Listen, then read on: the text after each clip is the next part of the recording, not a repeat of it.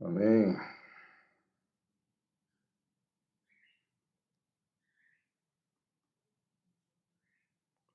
Glória a Deus, gente. Vamos lá? Deixa eu fazer a oração, ver quem que já está aí.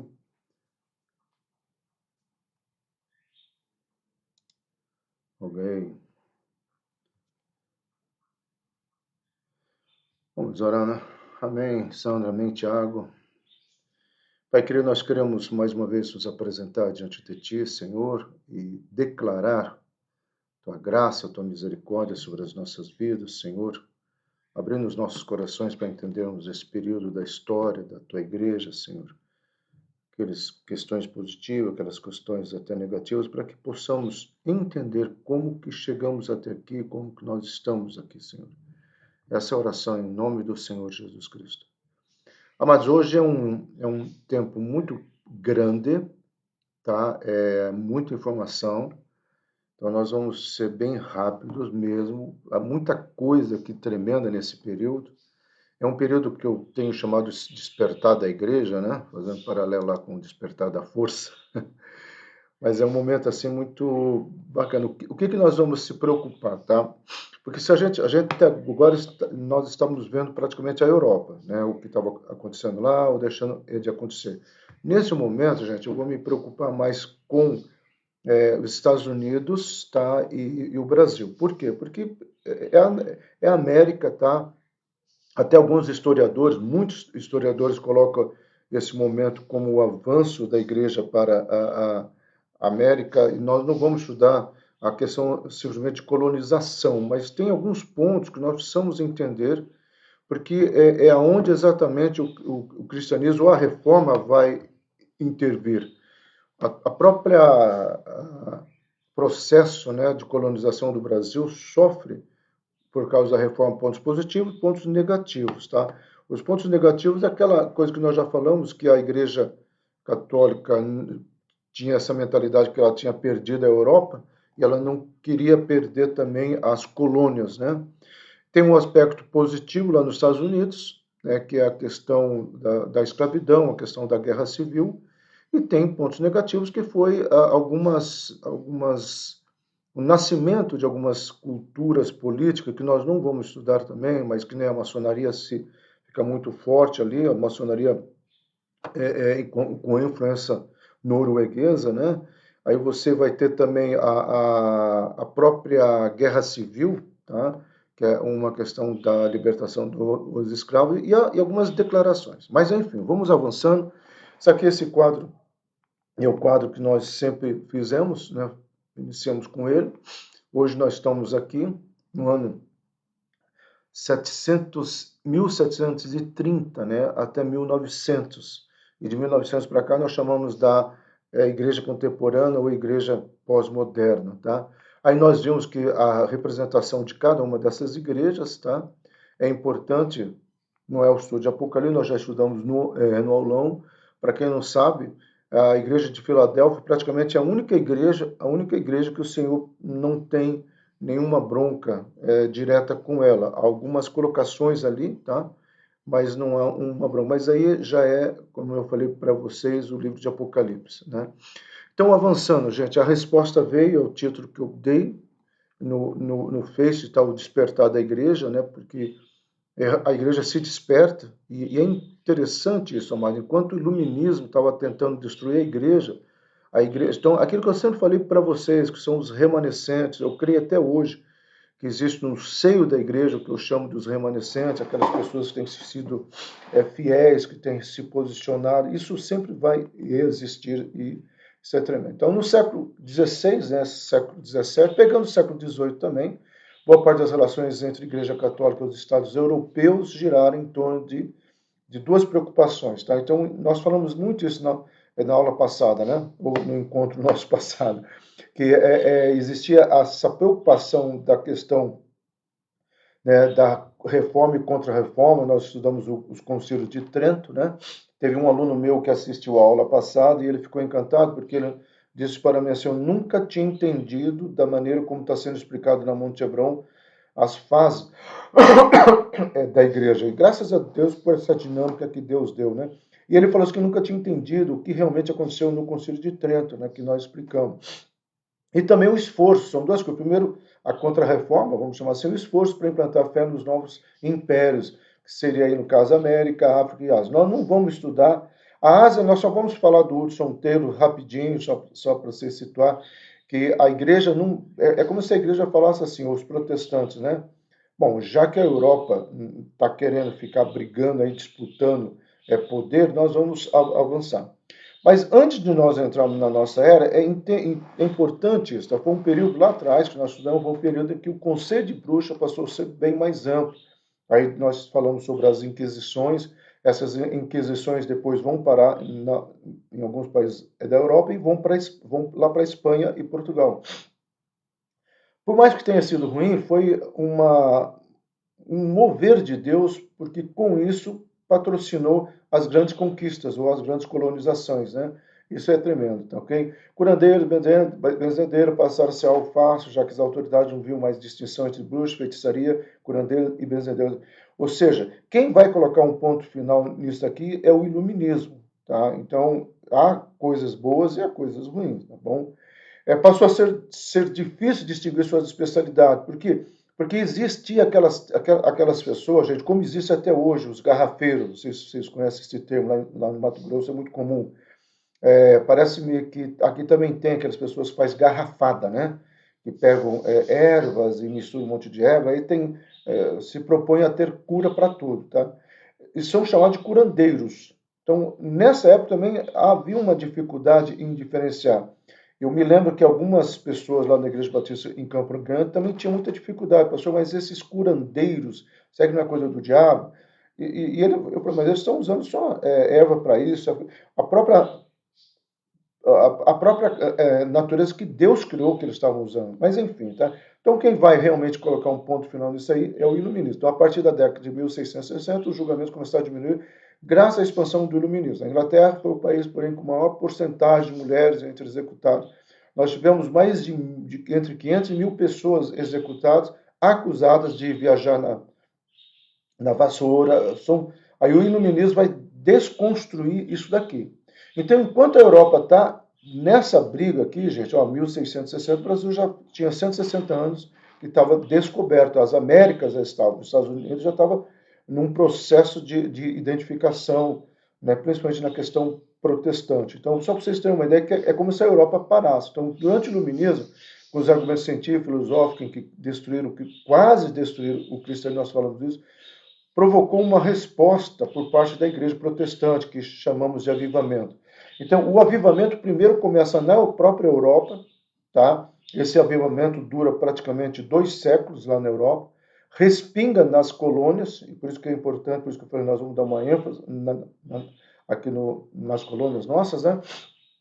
Mas também há uma questão muito bacana aqui, tá, gente? É que esse momento na Europa, a igreja se desperta e ela vai, através da reforma, como nós falamos na aula passada, tomar várias posturas ou posicionamentos que vão fazer uma diferença muito grande na Europa e principalmente nos países nórdicos, onde eles passam a ser evangelizados, tá ok? Nesse ponto, amado, é importante nós entendermos assim que, infelizmente, essa resposta não continuou, tá? É uma pena isso, porque você vai ter toda uma questão aí de não entendimento, tá, por parte das pessoas, e aí você vai ter igrejas que vão sendo fechadas, tá? Você vai ter muitas igrejas que serão fechadas na Europa, o que é triste tudo isso, né? Porque, e aí você pergunta, uma igreja pode ser fechada? Amado, uma canetada tem fechado uma igreja aqui hoje, mas lá elas fecharam por causa da apostasia. Isso é importantíssimo que eu e você tenhamos em mente, que o fechar da igreja aconteceu porque ela se corrompeu, tá? Mas nós vimos isso na aula passada, tá? Avançando um pouco mais, a Revolução Francesa, nós vamos entrar um pouco mais sobre ela daqui a alguns momentos, constituiu um rude golpe contra a igreja por causa do seu intenso anticlerismo, ou seja, a Revolução Francesa nasce contra a igreja, em primeiro lugar, porque eles queriam liberdade, eles queriam, né, que a igreja não fosse mais toda a ciência, tudo estava embaixo da tutela da igreja, eles quiseram romper isso. Nós estudamos na aula passada, se você não assistiu, assista lá, que eu faço um quadro sobre o que o iluminismo fez, os principais expoentes do iluminismo. Tá? Então, esse iluminismo começa a trazer o que nós chamamos do culto da razão, ou culto do ser supremo, aqui que entra a maçonaria. Então, ela passa a dar um nome a esse ser supremo, que é o Gadu, né? E aí como se passa a ser chamado como arquiteto do mundo. Tá? E aí é muito forte, isso até nos dias de hoje, porque o iluminismo ainda persiste, o iluminismo ainda tenta desconstruir a igreja, e é interessante que a resposta da igreja vai ser em três frentes. Primeiro, escola bíblica dominical. Tá? Segundo, inário, surge o inário, nós vamos estudar agora quem que fez o primeiro inário.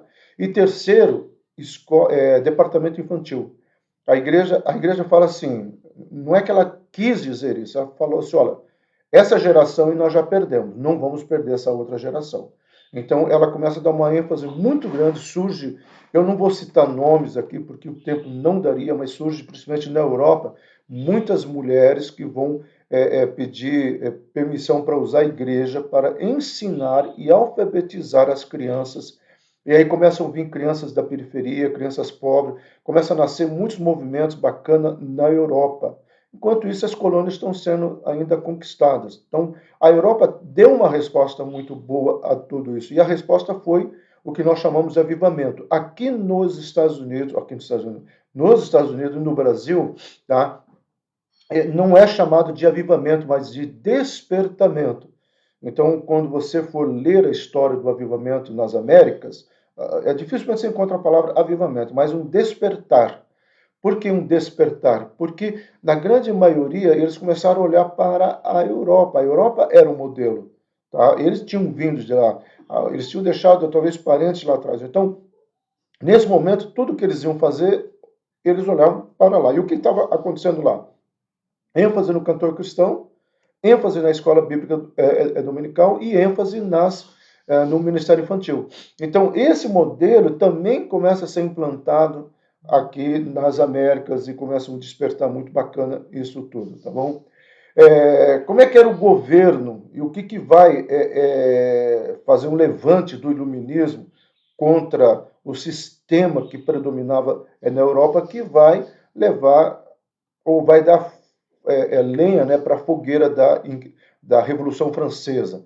Primeiro, nós podemos dividir assim, tinha um povo, tá? Aqui você teria a nobreza e lá em cima você teria o clero. Essa era a pirâmide, né, que predominava em forma de governo. Então você vê o povo sempre lá embaixo, então as decisões partiam do clero, depois passavam pelo crivo da nobreza para depois chegar ao povo. Tá? E aí é uma questão bem séria, porque o que o iluminismo tentou mudar, a Revolução Francesa tentou mudar? Exatamente pegar o povo e colocar para cima. Até então, gente, não se tinha, e vai surgir através da Revolução Francesa, dois conceitos que persistem até hoje. Você vê como é que a história ela é cíclica e nem sempre é linear. Vai realmente a diferença entre fundamentalistas ou de direita e esquerda, vamos colocar assim. E o mundo até hoje está dividido nisso, tá, gente? Se nós fôssemos, tem uma aula que eu dou dentro da matéria Sociologia da Religião, que eu trabalho as formas de governo, e lá na época eu falei para os alunos que o modelo que nós estamos vivenciando hoje, essa briga entre esquerda e direita, essas cosmosvisões, isso é fruto lá de trás, entendeu? Por quê? Porque inverteram aqui. E qual que é a proposta de Deus para Israel? Só para nós sairmos um pouco. Esse clero é Deus, tá? Essa nobreza seriam os sacerdotes, que receberiam de Deus para abençoar o povo. Entendeu? Caifás também muda isso, tá, gente? Mas, enfim, o homem sempre, quando ele está na frente do poder, ele fica alucinado, né? Ele fica embriagado pelo poder. Isso sempre vai acontecer. Então, para nós entendermos aqui, o clero e a nobreza recusam a pagar esse imposto. O que começa a destruir a força ou da igreja é quando o iluminismo começa a propor, ou pessoas nobres no governo, né, influenciado pelo iluminismo, já contaminado com essa ideia de que nós precisaríamos quebrar o poder da igreja, eles tiveram a ideia de colocar imposto sobre as igrejas. E é interessante aqui que sempre quando se quer quebrar o poder da igreja, começa a se pegar ou aonde se acha que é o que mais vai mexer com a igreja. Aconteceu isso nos Estados Unidos também, tá, gente? Apesar da igreja hoje americana pagar imposto, hoje está um pouco diferente a questão da administração do imposto, porque existe retorno, mas o clero não aceitou, e aí surge o que nós chamamos de Revolução Francesa. Nós não vamos estudar os detalhes da Revolução Francesa, depois eu vou mostrar um quadro que geralmente eu apresento para os meus alunos, que lá explica mais coisas. Mas para nós aqui, o que é importante, que tem a ver com a história da igreja? A primeira questão é a mudança da teocracia para a democracia, ou seja, Deus demo povo, né? Então, a sair da tutela do Deus e passar para a tutela do povo. Aqui foi um grande erro, aqui também nós precisaríamos comentar bastante coisas, como eu repito bastante, o tempo não dá. A Ângela pediu para dividir essa aula hoje em duas aulas, eu vou ver até onde vai, que são 71 slides, isso porque eu deixei um monte de informações para fora. Mas é interessante porque nesse momento aqui eles começam a desconstruir, e aqui que vão surgir um monte de autores, gente, que vão se levantar contra a igreja.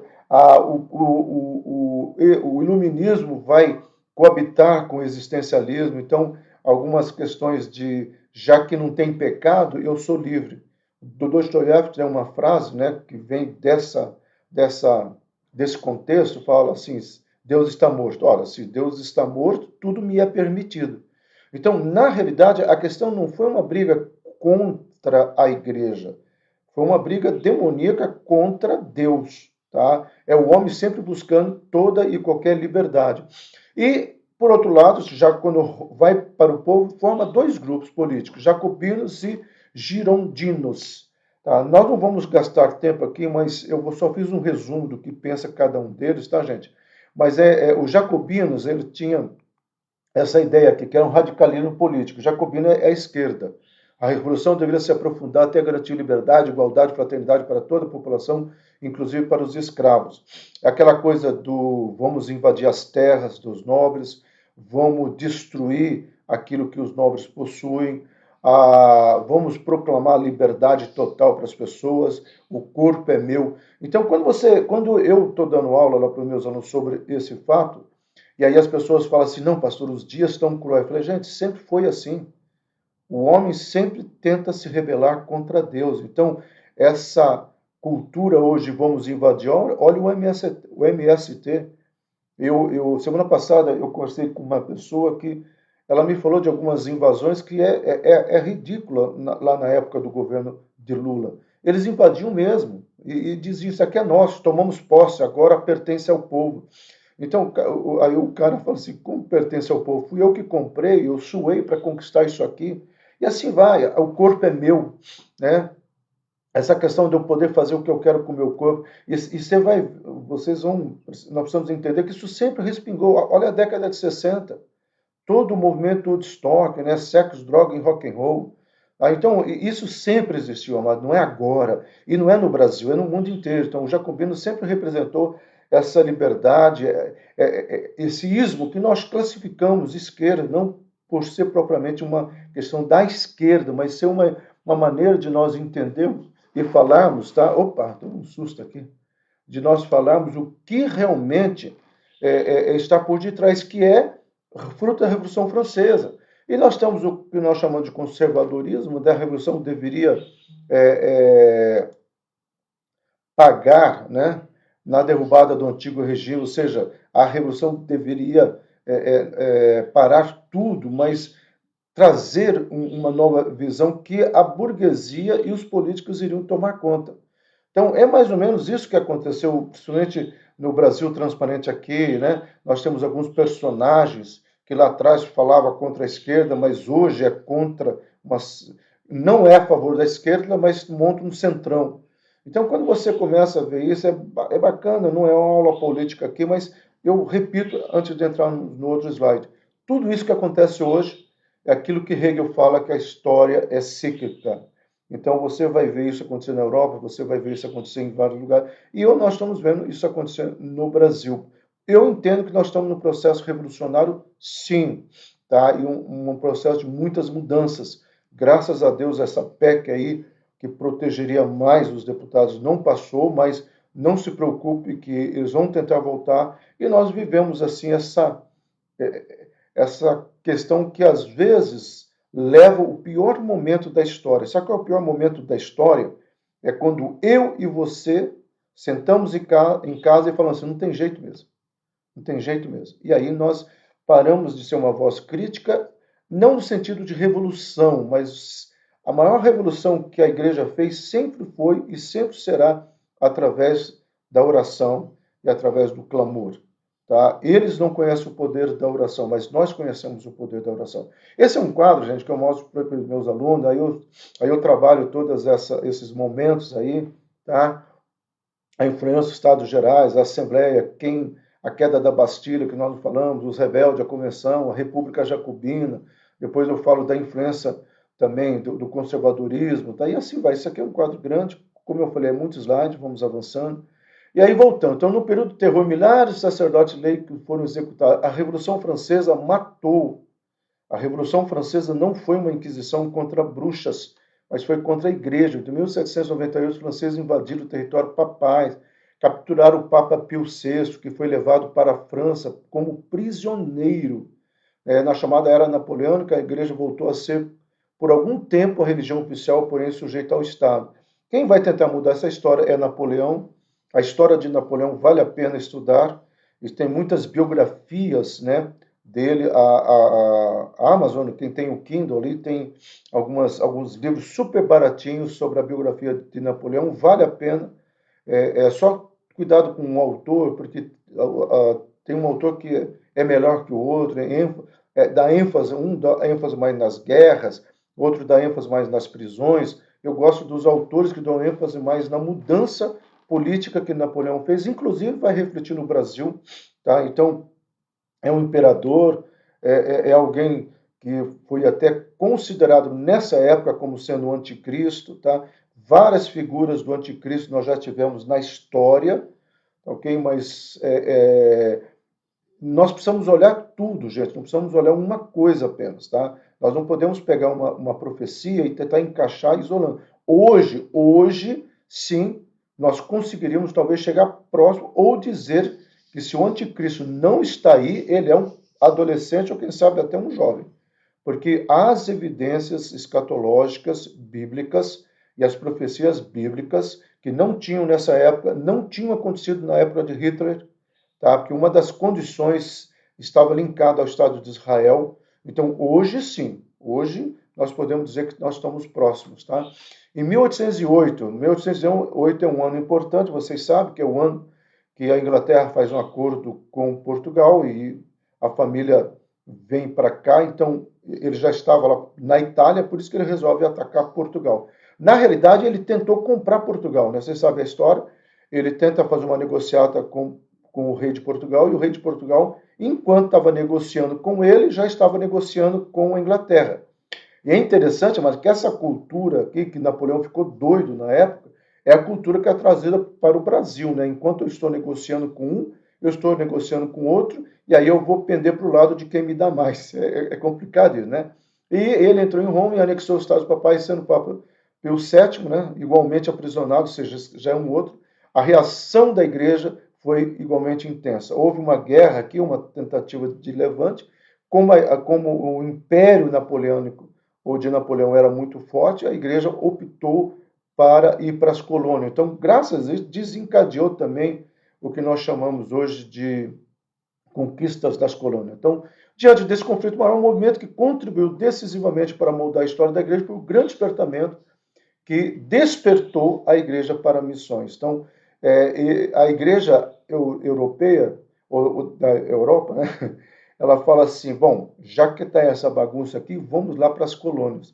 E graças a Deus por isso, apesar de primeiro ter vindo, né, um movimento muito ligado aos salesianos jesuítas, que nós estudamos no módulo passado, você tem lá todos os slides explicando, mas também por causa de Napoleão, por causa do acordo com a Inglaterra, nós também conversamos isso, a abertura, né, do Brasil para missões ou para as Américas, tá, ok? Aí, lá na Europa, começa isso aqui que é muito interessante, amado. Começa uma ênfase por causa do avivamento, certo? De cântico, talvez por causa de Lutero. Você sabe que Lutero gostava muito de música, ele era um poeta, ele que escreveu o Castelo Forte. Aí, só que a igreja não cantava, mas Lutero começou a escrever para a igreja cantar, sair daquela coisa latinizada, daquela coisa fria, né? Uma das propostas, até nós estudamos na aula passada, no domingo passado, que a abertura que todo esse movimento da reforma faz, e é interessante, se você não viu, veja lá, tá? A abertura que a reforma faz, um deles, não só escolas, que é importantíssimo, mas essa questão do culto ser participativo. E como que as pessoas iriam participar do culto? Aí começa a questão da imprensa bíblica, que vai começar nessa época, nós falamos, né? E começa também a questão dos hinos. Um bispo poderia ocasionalmente escrever um hino para ser utilizado na capela de algumas universidades. Veja só, aqui já estamos falando das universidades criadas dentro das próprias escolas ou igreja, naquela ênfase que eu falei, onde a igreja começa a trabalhar o cantor cristão, começa a trabalhar a escola bíblica e começa a trabalhar o ministério infantil. Poetas como John Milton, George Herbert escreveram peças devocionais, mas não existia uma produção de hino para ser cantado. Então, foi George Whitfield tentou criar um grande hinário em 1623, mas essa obra alcançou pouco sucesso. Mas havia uma proposta de Deus e surge um personagem que vai mudar essa história, tá?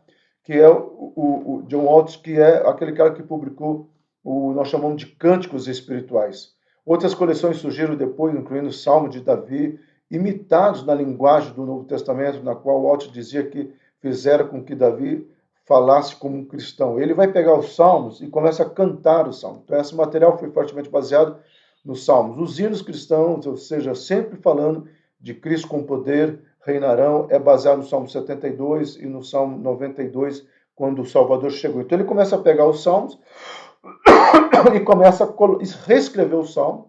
Ele é o primeiro que vai trabalhar. O Inário Batista tem, acho que, 2 ou 3 cânticos dele, tá? Como eu falei que não é o estudo do Inário cristão, mas muitos cânticos que eu fui batista 15 anos, que os batistas cantavam, vem desse cidadão. E em 1709 começa a se formar o Inário. Mas o que é muito importante, gente, eu vou só ler de novo, esse material foi fortemente baseado nos Salmos. Os hinos Cristo Jesus com poder reinarão é baseado no Salmo 72. E Cantai que o Salvador chegou baseia-se no Salmo 98. Então, os hinos aquele cristão foi o grande chamariz e o grande arma usada por Deus para o avivamento na Europa e o despertamento nas Américas e, consequentemente, no Brasil. Tá? Os mais de 600 hinos compostos por ela, entre eles contemplar a Rude Cruz, Serizir, a Ângela ama esse hino, o Deus eterno, ajudador, eu louvo o poderoso Deus, deram a ele o título do pai da enologia inglesa, ou seja, e aí os pilgrims ou os colonizadores vão levar também essas partituras para lá, e aí é feito toda a história, né, protestante, fundamentada ou reformada, que nós chamamos que é o uso do cantor ou do inário cristão. Qual que é a diferença, gente? Eu entendo que alguns cânticos atuais, que são chamados cânticos modernos, eu entendo que eles também se contextualizaram na questão do ritmo. O próprio Batistas, uma vez, tentaram pegar o Inário Batista e reformatá-lo, trazer uma cara brasileira. Quem trabalhou muito para isso é um cara chamado João Fernandes. João Fernandes, ele era... Inclusive, ele tem muitos hinos escritos, né, nesse novo inário. Quem foi batista, ele passou a ser feito vermelho, né? Ficou muito famoso em 1990. Ele começou a ser feito em 89 e terminou em 91. Tá? E muitos hinos antigos começaram a ser ritmizados, né? Mas não deu certo. Acabou ficando... Aí optou-se, né, para trabalhar hinos próprios. E em 92, 91, 93, começa a surgir lá em Goiânia um movimento, tá? Que nós não vamos entrar em detalhe, mas é bom você saber, porque faz parte do outro tempo, né? Ou seja, da outra aula, mas é importante você saber um movimento que vai ser chamado de comunhão ou comunidade. Aí as comunidades começaram a escrever, e um elemento, um conjunto chamado Koinonia, né, fez muito sucesso, dando origem, inclusive, à comunidade evangélica de Goiânia. Depois, mais tarde, houve um rompimento do bispo Rodovalho e surge Sara Nossa Terra, por as primeiras comunidades no Brasil, tá, no peito comunidade evangélica, havia lá no Rio de Janeiro, mas eu estou falando assim, que pegou força, que foi retratado, que gerou outras comunidades, surgiram exatamente por causa de uma briga, contextualizar o cântico, trazer um louvor mais próximo, né, nosso. Eu entendo que com isso se perdeu um critério, né, que nessa época se avaliava a letra, se avaliava o conteúdo da letra. Essa letra é bíblica. Senão nós estamos só cantando hoje, dai-me o que é meu, Senhor, dai-me o que é meu. E a questão da entrega, Rude Cruz, Ceresia, quem já viu esse cântico, né? É maravilhoso. Então, nós não vamos perder mais tempo aqui lá. Ok, agora vamos falar um pouco dos Estados Unidos. Né? Nós estávamos lá na Europa, nós vamos falar um pouco agora, e depois nós vamos ter que voltar, para você entender o que mais acontece. Esse é o navio Pilgrim, o Mayflower, né? Eu e a Ângela tivemos o privilégio, porque ele ainda existe, né? Ele está lá como museu, nós já entramos nele, é super apertado, não sei como as pessoas viajavam, mas vamos lá, tá? As condições da colônia americana, antes de 1776, não foram favoráveis ao estabelecimento de uma única igreja, tá? Então, a própria Igreja Católica também tinha dificuldade de estabelecer uma única igreja. Os anglicanos, os presbiterianos, tá? Tinham dificuldade também.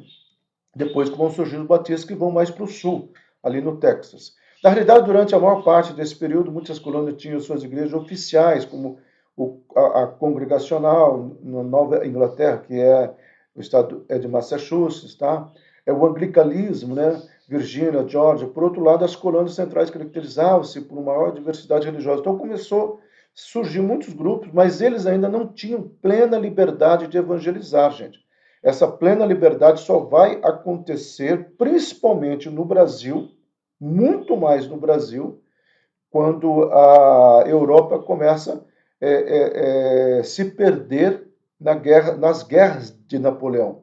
E aí começaram-se algumas ênfases. Mas para nós aqui, que é importante na nossa história, em Rhode Island, na Pensilvânia, Nova Jersey, Delaware, não havia igrejas estatais, ao passo que em muitos outros lugares, grandes números de batistas e quakers opunham-se àquela que existia. Aí vão surgir os quakers, que é o pessoal ligado ao puritanismo, é muito interessante e importante. Foi uma época onde se pregou muita santidade. Aqui é uma foto, gente, do Thanksgiving, né, quando eles desceram, eles vão fazer um culto de gratidão. É um quadro, é claro, não uma foto, desculpa. Mas o que é importante aqui, tanto os batistas quanto os quakers, eles buscavam muito a questão de santidade.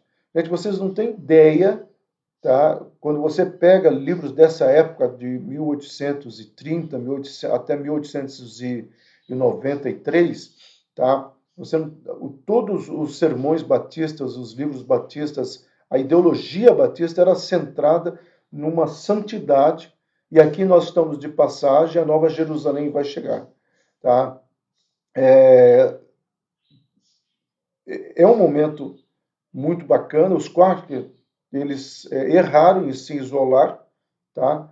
Mas eles acharam melhor se isolar. Até hoje existem comunidades, né, nos Estados Unidos, eles resolveram se isolar para viver uma busca de uma santidade. Né? Então, os primeiros sinais dos grandes despertamentos surgiram na década de 1720, em igreja reformada holandesa de New Jersey, quando o jovem pastor Theodore Frelinghuysen, que tivera contato com o pietismo na Holanda, nós vamos falar sobre a Holanda, tá? Desafiou as pessoas a terem um conhecimento mais profundo e uma experimental fé da fé cristã. Ou seja, eles começaram a fazer culto doméstico, gente. Entendam isso. Até então, isso não era permitido na Europa, porque a igreja centralizava. Deus permite a Revolução Francesa. Tá? A Revolução Francesa quebra o poder da igreja. Consequentemente, começa a haver um fluxo de pessoas para as colônias. Como a igreja já não tinha um poder, eles não trouxeram essa mentalidade. Então, como que nós vamos fazer igreja? Eles começaram nas casas.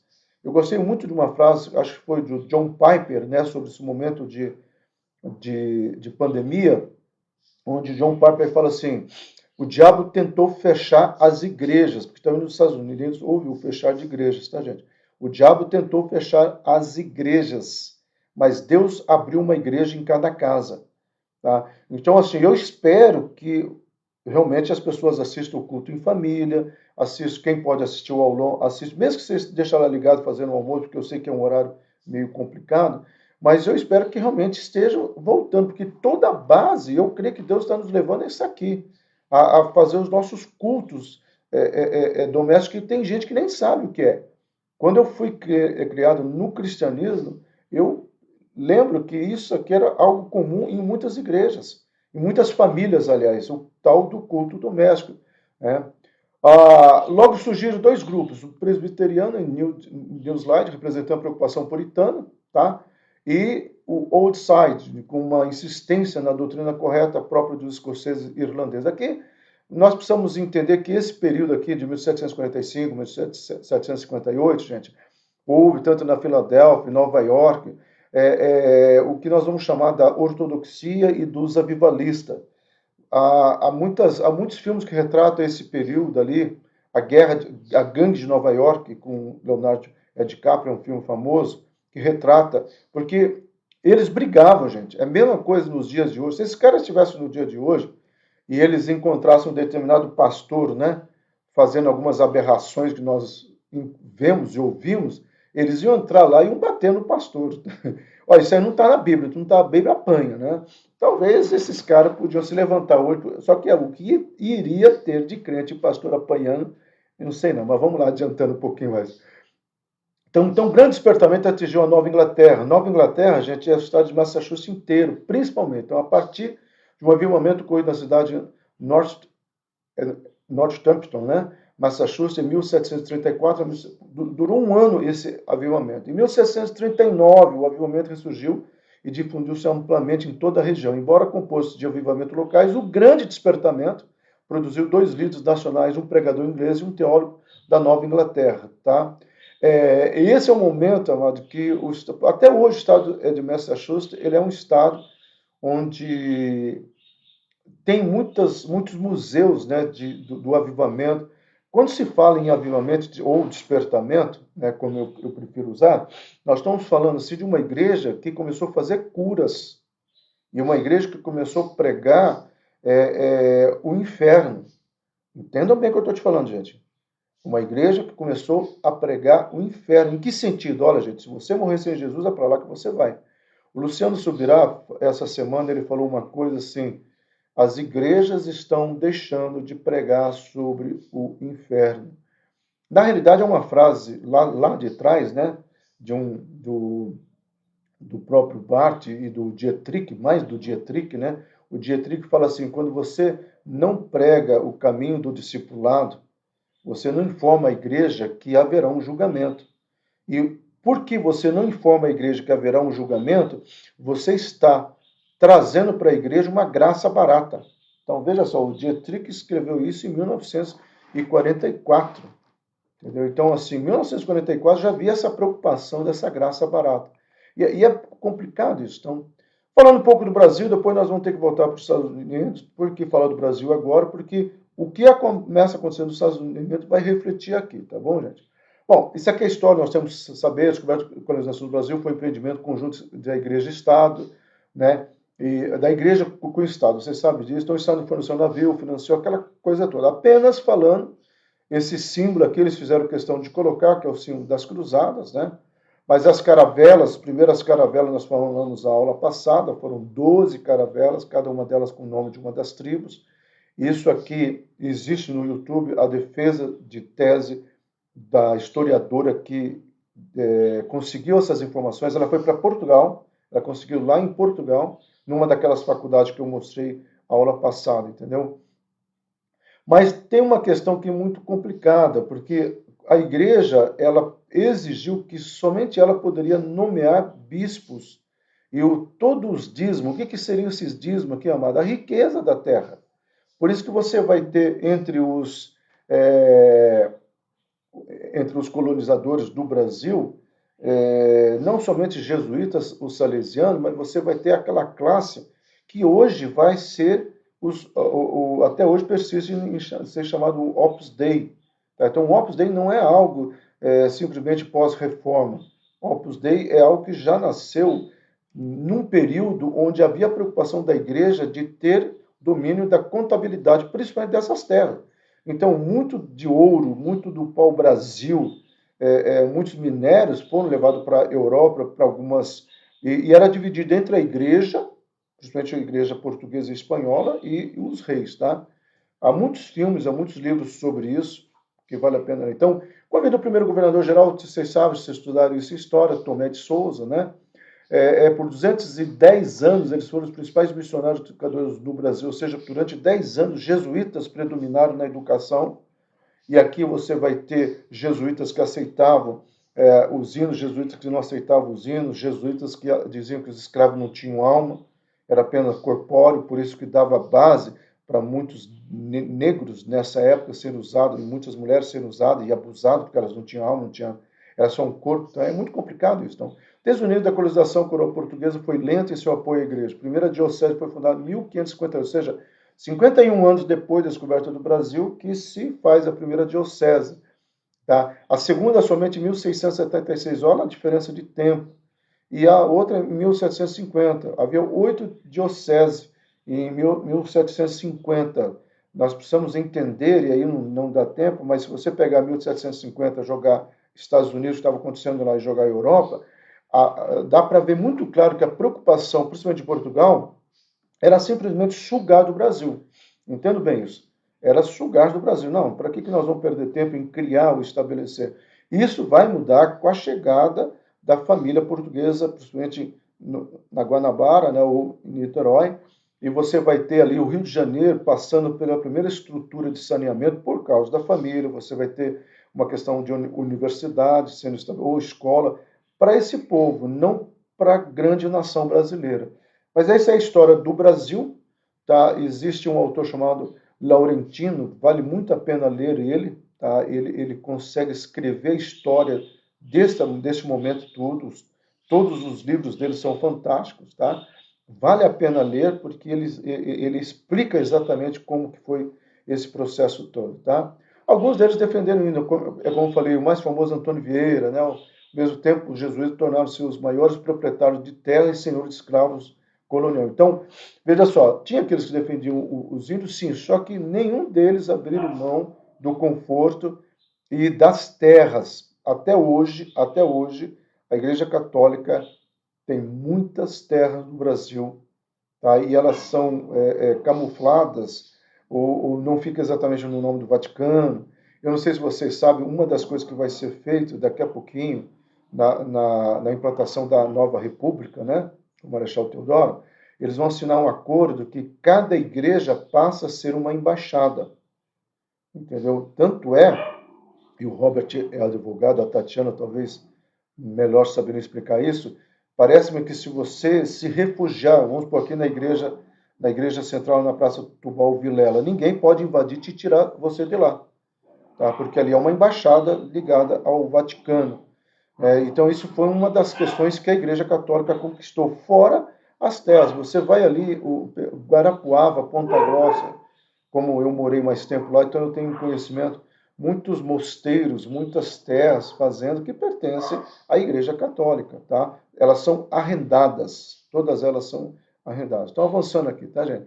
Em 1759, os jesuítas foram expulsos de todos os territórios portugueses. Aí nós temos o Marquês de Pombal, o famoso Marquês de Pombal, né? E aí eles são expulsos justamente porque eles perceberam, ou a maçonaria já estava sendo implantada aqui, a maçonaria é um braço do iluminismo, eles perceberam que o que a Igreja Católica estava tentando fazer no Brasil, que era exatamente replicar o modelo do Vaticano aqui, tá?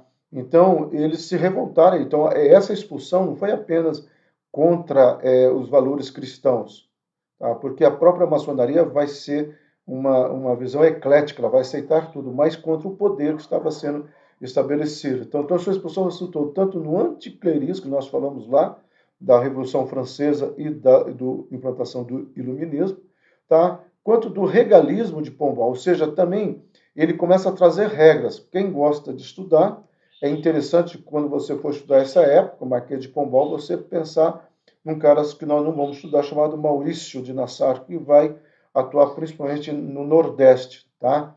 Mas aí algumas questões assim que não vêm ao caso aqui, ok? Avançando, gente. Durante o período colonial, isso é importante, né? Os protestantes começaram a ser isolados, cada vez mais, ok? E aí só vai acontecer, gente, aqui ó, em 1808, por causa de um acordo da Inglaterra com Napoleão Bonaparte.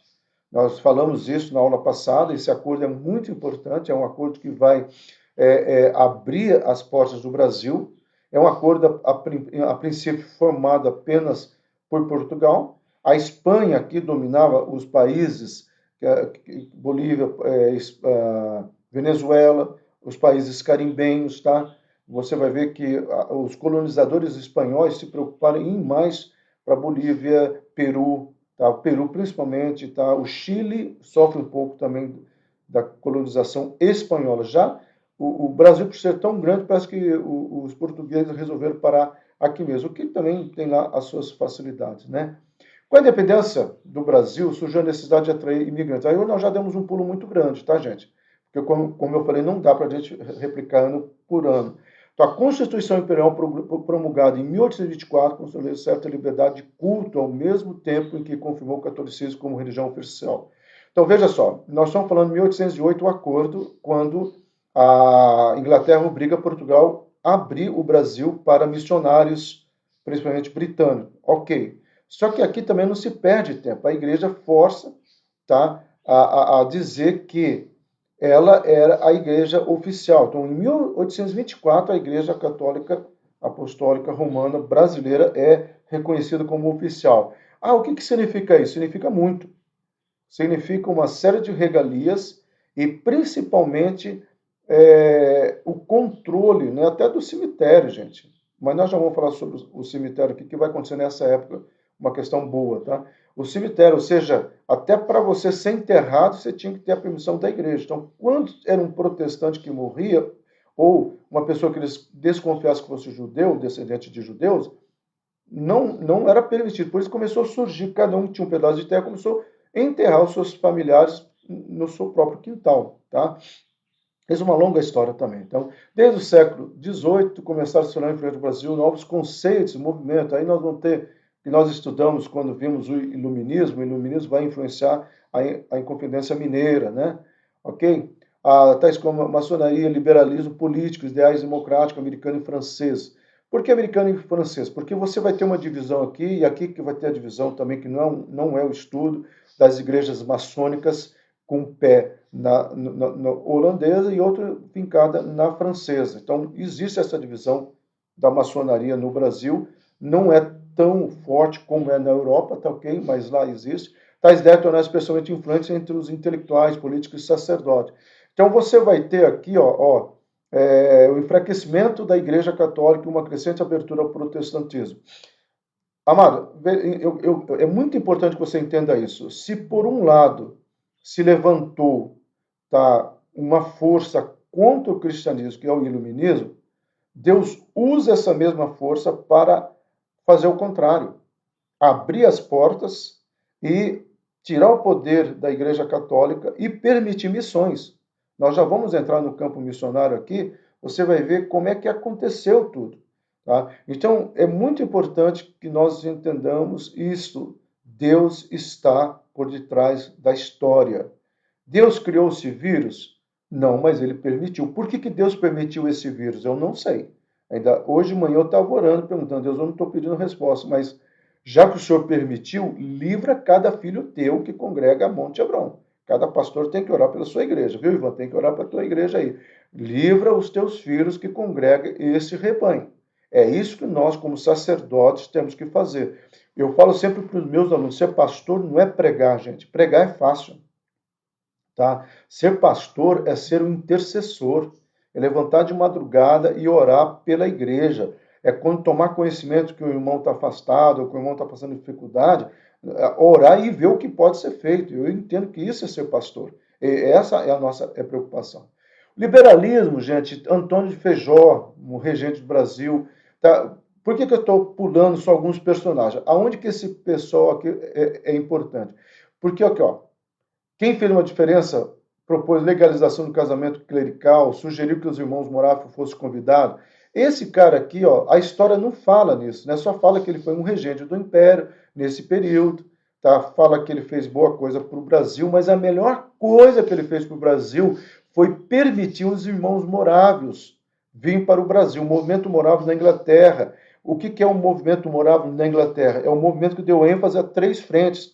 Primeiro, toda reunião tem que ter, toda igreja deve enfatizar a escola bíblica dominical, toda igreja deve enfatizar cânticos espirituais, tá? Que seria o inário naquela época, e toda igreja deve enfatizar as orações, ou o ministério infantil, desculpa, trabalhando a outra geração. Tá? Nos cânticos espirituais enfatiza-se a oração. O emblema da Monte Hebron praticamente é baseado nessas três frentes, meu amado. Por isso que nós cremos e damos e oramos, né, por todos os departamentos da igreja, entendendo que cada um tem a sua importância. Aqui é um período muito importante no Brasil, 2 anos só que ele ficou à frente, mas ele vai defender a quebra do celibato, tá? Ele vai defender a educação dos índios. Esse cara aqui, ele era um cristão protestante, mas ele chega aqui, ele se cala, né, por causa da opressão da igreja dominante, mas ele tenta trazer esse movimento para cá, que é um movimento fantástico. Nós vamos falar sobre ele daqui a pouquinho, se der tempo. Como eu falei, como são 71 slides, talvez eu divido hoje em 2 partes, tá? Isso aqui é importante, gente. Ó, todavia, no pontificado de Pio IX, o que está acontecendo lá, Roma começou a exercer um controle maior sobre a igreja brasileira. Então, em 1846, esse cidadão aqui, esse Papa, Pio IX, ele começa a perceber que as colônias, não é só no Brasil, que as colônias começaram a se encantar com o protestantismo. Então, é muito importante que você entenda isso, tá bom? Primeiro, por que nós, cristãos, a nossa ênfase é no culto à noite e domingo de manhã escola bíblica dominical? Porque quando a Igreja Católica ela fala assim que a missa tem que ser às 6 horas da tarde. Então, me perdoe, desculpa, a missa tem que ser de manhã, né? Tem que ser de manhã. Então, a missa não era feita à noite, era feita pela parte da manhã. Então, as igrejas europeias faziam culto de manhã. Tanto é que nos Estados Unidos o culto cristão maior é de manhã. Quando chega nas colônias, principalmente no Brasil, a missa já era de manhã tomada. Então não tinha como você convidar uma pessoa para ir assistir ao culto, porque batia os horários. Então as igrejas protestantes brasileiras começaram a fazer o culto à noite e enfatizar o que eles aprenderam com os irmãos moráveis, a escola bíblica dominical para adultos e a escola bíblica dominical para o ministério infantil. Então, eles começaram a trabalhar aqui. Tá? Outra questão que é interessante, né? Todo a palavra, todo o culto de domingo à noite era para enfraquecer a doutrina católica, que era a questão de quem é um mediador, a palavra de Deus, que são as 5 solas, tá? Da reforma. Então, começa a se pregar muito isso. Então, é um tempo importantíssimo aqui. Eu só coloquei algumas informações, mas esse é um período, porque você precisa entender isso. Por que os nossos cultos são à noite? Justamente por uma questão de estratégia de evangelismo, ok? Isso aqui eu preciso ler, tá, gente? Um sério confronto entre o governo e 2 bispos, Dom Vital Maria Gonçalves de Oliveira e Dom Antônio Macedo Costa, que enfraqueceu o império e contribuiu para a proclamação da República. Então, mais uma vez, essa disputa, né, do protestantismo com a Igreja Católica permite a emancipação do Brasil. Então, a questão da República foi também, quer saber uma coisa? Vamos parar tudo e vamos fazer a nossa cara para depois vermos como que vai ser. É claro que aqui aproveita-se para colocar muitas informações e a Igreja Católica aproveita para ser oficial e tudo mais, tá ok? Olha aqui, gente, em fevereiro de 1891, a primeira Constituição republicana proclamou separação entre igreja e Estado, tá? Em 1891, bem como outras medidas liberais, tais como plena liberdade de culto, até então não existia. Você vai ter episódios, há pouco tempo no Brasil, quando eu era pastor batista, nós fizemos a história dos batistas no Brasil, em 1962, olha só, 62, eu tinha 2 anos de idade, tá? Ali em Jacareí, São José dos Campos, outra cidade próxima que eu não estou lembrando agora, o padre pedia para os seus fiéis jogar pedra na casa do pastor, porque ele era enviado do demônio. Então, em 1962, não estamos falando de 1800, estamos falando da nossa era agora, amados. Tá? Que mais? Medidas, separação como as medidas liberais, tais como plena liberdade de culto, né? Casamento civil. Então, até então, que se lembra que eu falei o Conselho de Trento, em 1576, estipulou que somente a Igreja Católica Apostólica Romana poderia fazer casamento, somente o padre poderia fazer. E aí eles passam, não, gente, casamento é a bênção de Deus e registro civil. Tá? E a obrigatoriedade da secularização do cemitério, que até então os cemitérios só se enterrava católico, como eu já disse aqui, tá bom? E é um período muito bacana, um período de avanço, tá? Amado, eu vou parar aqui, tá? Que são 10h30, domingo que vem nós vamos... já vou falar sobre domingo que vem, tá? Mas sem ser domingo que vem, no outro nós vamos voltar aqui, porque esse momento é muito importante, é o momento da Rua Azusa, é o momento dos grandes pregadores, é o momento, você precisa entender, tá? A Guerra Civil, Abraham Lincoln, o papel de Abraham Lincoln no despertar da Igreja das Américas. Você vai entender um pouco, gente, por que alguns ícones americanos surgiram, como Jack Daniels, um whisky, que é tão importante. O Jack Daniels e o Daniel Daniels, eles eram pastores batistas, tá? Porque lá nos Estados Unidos, o conceito de beber vem da Europa. E o europeu, José Luiz europeu sabe disso, o europeu ele não é de encher a cara com o brasileiro. Tá? E o americano também, ele toma um copinho aí ali, é uma coisa social, uma taça de vinho, uma taça de vinho. Aqui a gente tem que tomar, não é nem a garrafa inteira, tá? É o barril inteiro. Né? Então eu vou parar aqui porque tem muita informação importante até para nós irmos confrontando. Amados, antes de encerrarmos, eu estou pensando seriamente, hoje não vai ter culto à noite, eu vou fazer desse local aqui o culto, não vai ter louvor, vai ter só a palavra.